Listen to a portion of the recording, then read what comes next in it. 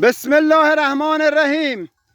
آقای رئیسی، این جانب محمد طاهریان از استان خوزستان، شهر قلعه‌طل، یک دامدار، یک چوپان هستم.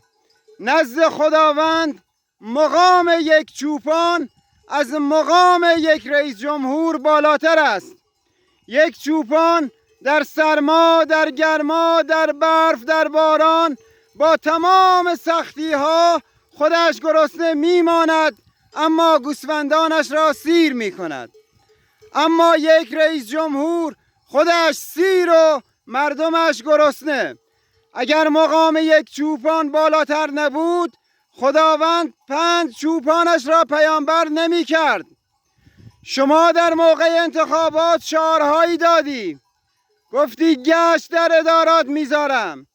من برهایم را نصف قیمت فروختم، پول آنها را نزد بانک کشاورزی شهر قلعه‌طل گذاشتم برای یک وام.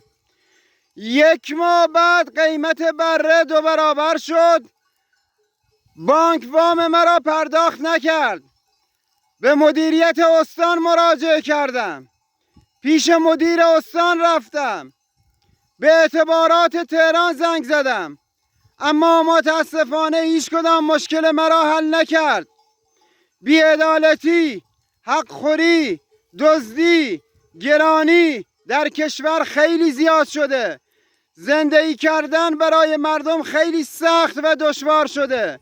خیلی‌ها واقعاً پول نان هم ندارند.